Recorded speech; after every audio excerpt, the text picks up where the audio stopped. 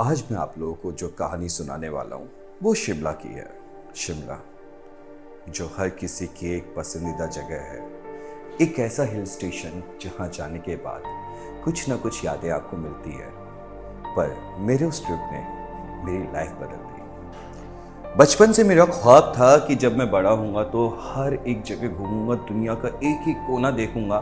और शुरुआत मैंने अपने इंडिया के कोनों से की। मेरी ये तीसरी ट्रिप थी जो शिमला के लिए थी।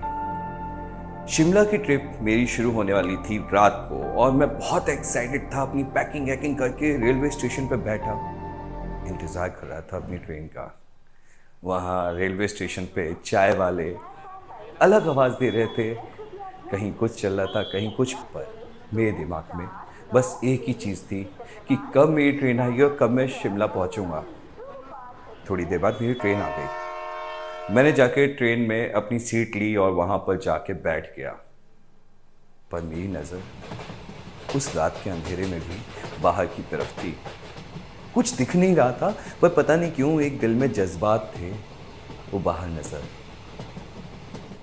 तकरीबन सुबह 4 बजे मैं शिमला पहुंच गया और शिमला उतरते ही उफ, ये ठंडी हवाएं। सच में प्रकृति का जो एक प्यारा सा, I can't explain that in my words, जो प्यारा से एक एहसास होता है ना, वो मुझे फील होने लग गया। मैंने टैक्सी पकड़ी और मैं चला गया अपने होटल जाने के बाद मैं सिर्फ आधे या 1 घंटे सोया हूँगा। सुबह 5 बजे मैं नंगे पांव बाहर जाके दौड़ के खड़ा हुआ और वो गीली ओस, उस घास पे जो ओस की बूंदें थी ना, वो मेरे पैरों को छू रही थी और मैं आंखें बंद करके दोनों हाथ फैला के उस प्रकृति का आनंद ले रहा था। बिलीव मी, इतना सुकून। मैं जल्दी से अंदर गया, वॉशरूम में रेडी हुआ, ट्रैकिंग ड्रेस पहनी, अपनी ट्रैकिंग बैग लिया और मैं निकल पड़ा एक्सप्लोर करने के लिए शिमला की वो खूबसूरत वादियाँ। मैं शिमला की वादियों को देखते हुए जाने लगा और एक वहाँ पर छोटी सी पहाड़ी थी, उसे चढ़ने की कोशिश कर रहा था। चढ़ते चढ़ते वो चिड़ियों की प्यारी सी आवाज़, वो झरने के गिरने की आवाज़ मेरे दिल को सच में बहुत सुकून दे रही थी। और मैं वो देखते हुए आगे जाने लगा, पर मेरी नज़र नहीं पड़ी उस पत्थर पे और मेरा पैर उस पे स्लिप हो गया और मैं लुढ़कते हुए नीचे गिरने लगा खाई की तरफ। मुझे लग रहा था कि ये एकदम हुआ क्या, मैं कुछ समझ नहीं पा रहा था। तभी किसी ने मेरा हाथ थामा। मैं रुक गया, मैं गिरते गिरते रुक गया। मैं उठा, मैं हड़बड़ाया हुआ था कि ये सडनली हुआ क्या। अपने आप को झाड़ रहा था पर कोई मुझ पे चिल्ला रहा था। और मैंने जब नजर उठा के उसे देखा, सीरियसली उसके माथे की वो बिंदी, उसके चेहरे पे वो मुस्कान, आंखें कचरारी, होठों पे लाली और बड़े गुस्से वाली, मुझे डांट रही थी। क्या देख के नहीं चल सकते थे? अभी कुछ हो जाता तो मैं, तुम नीचे चले जाते, तुम ये हो जाता वो। पर पता नहीं क्यों वो जो कुछ भी कह रही थी ना, वो सब कुछ स्लो मोशन में चल रहा था, जैसा फिल्मों में होता है ना। मुझे मजाक लगता था, पर बिलीव मी, जो पहली नजर का प्यार होता है ना, वो शायद ऐसे ही होता है कि सब कुछ स्लो मोशन में हो जाता है। मैंने उन्हें थैंक यू कहा। उन्होंने भी कहा प्लीज़ केयरफुली अपने आप को लेके जाओ, इस शिमला है, आराम से इसकी वादियों में खो जाओ, पर इतना भी मत खो जाओ कि घर नहीं रह पाओ। मैं उन्हें थैंक यू कहने के लिए हो रहा था, तभी मुझे पता चला कि वो शादीशुदा है, क्योंकि उनके मंगलसूत्र पे मेरी नज़र चली गई और माथे पे लगा वो सिंदूर दिख गया। हाय, सच में मेरा दिल टूट गया। फिर भी मैंने उनसे कहा कि मैं आपको थैंक यू कहना चाहता हूँ, यहीं पास में मेरा होटल है, आप प्लीज आना अपने हस्बैंड के साथ। मैं इतना कह के वहां से चला गया। पर बिलीव मी, शिमला की वादियां देखने से ज्यादा अब मेरे दिमाग में बस एक ही चीज चल रही थी कि शाम के कब वो 4 बजेंगे और कब वो मुझसे मिलने आएंगी। मैं तैयार होके अपने होटल के बाहर, एक सिटिंग प्लेस थी, वहां पर बैठा हुआ इंतजार कर रहा था। कोहरे की हल्की सी लेयर थी और उसके बीच में से वो लाल साड़ी में मेरी तब बढ़ती हुई आई थी अपने बालों को सेट करते हुए। बिलीव मी, लग रहा था कि कोई फिल्म चल रही है और उस फिल्म का मैं एक हिस्सा हूँ और इस फिल्म का हीरो, पर नहीं था, क्योंकि वो अपने हनीमून पे आई थी अपने हस्बैंड के साथ।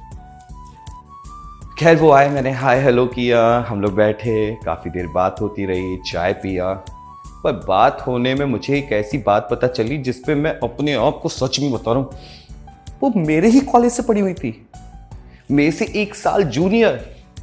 कॉलेज में मुझे क्या हुआ था, मैंने इन्हें क्यों नहीं देखा, क्या बोलूं। मेरे दिल के अंदर इतना गुस्सा चल रहा था खुद के प्रति, पर मैं खुद को शांत करने की कोशिश कर रहा था कि सामने को ना पता चले।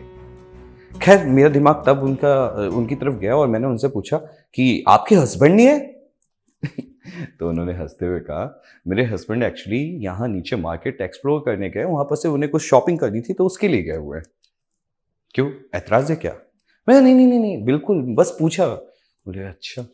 इतने में शिमला की वादियां चेंज हुई और बारिश की बूंदें शुरू हो गई और हम लोग भाग के अंदर रूम में चले गए, मैं होटल रूम में। आई नो सब लोगों को लगता है कि रूम में चले गए तो कुछ होगा, नहीं, ऐसा कुछ नहीं था। हम लोग बैठ के वहां पर बातचीत करने लगे। बातचीत करने में बहुत सारी चीजें पता चली उनके बारे में, कि उन्हें खाने में क्या पसंद है, उन्हें पढ़ने में क्या पसंद है, उन्हें मतलब क्या चीज़ें अच्छी लगती हैं। And believe me, it was unexpected कि उन्हें जो चीज़ें पसंद थी वही तो मेरी पसंद थी। खैर उन्होंने शरारत में कहा कि चलो कुछ खेलते हैं। क्या खेलेंगे? बॉटल उन्हें दिखी मेरे रूम के अंदर, तो कहा चलो स्पिन द बॉटल खेलते हैं, truth and dare. Believe me, that's one of my favourite time pass, मुझे बहुत अच्छा लगता है। तो हम लोग बैठ गए और शुरू हुआ। बॉटल घूमी, उनकी तरफ गई। मैंने उनसे सवाल पूछा, ट्रूथ और डेयर? उन्होंने कहा ट्रूथ। तो मैंने उनसे सवाल पूछा, आप सच बताना, आपके हस्बैंड क्यों नहीं आए? मुझे बताया तो वो मार्केट गए, इस वजह से लेट हो गया, बारिश हो गई तो शायद उसमें फंस गए होंगे। फिर बॉटल उन्होंने स्पिन की और मेरी तरफ घूमी। तो उन्होंने कहा, वैसे जान सकती हूँ आप क्यों ऐसा सवाल पूछ रहे हो? तो मैंने जवाब दिया, एक्चुअली बुरा ना माने तो मैं सच बोलूंगा। उन्होंने कहा हाँ बताओ।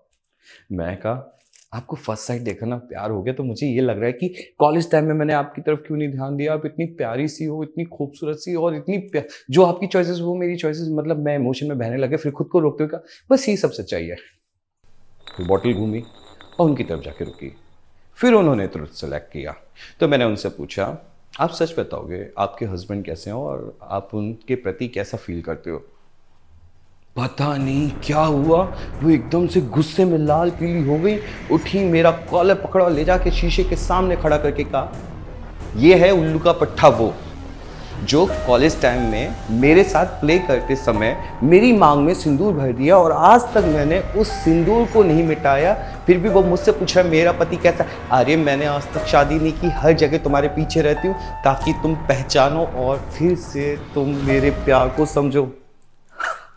सच में ये सच है कि झूठ मुझे नहीं पता, पर seriously I was in shock कि मैं क्या रिएक्ट करूं।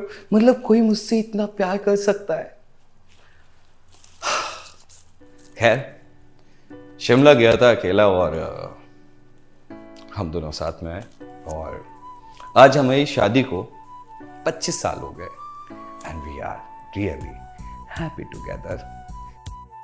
अगर आप लोगों को मेरी ये कहानी पसंद आई तो चैनल को सब्सक्राइब और वीडियो को लाइक और कमेंट करें और अपने दोस्तों के साथ शेयर करें ताकि मैं अगली बार एक नई कहानी के साथ आपके सामने आ सकूं।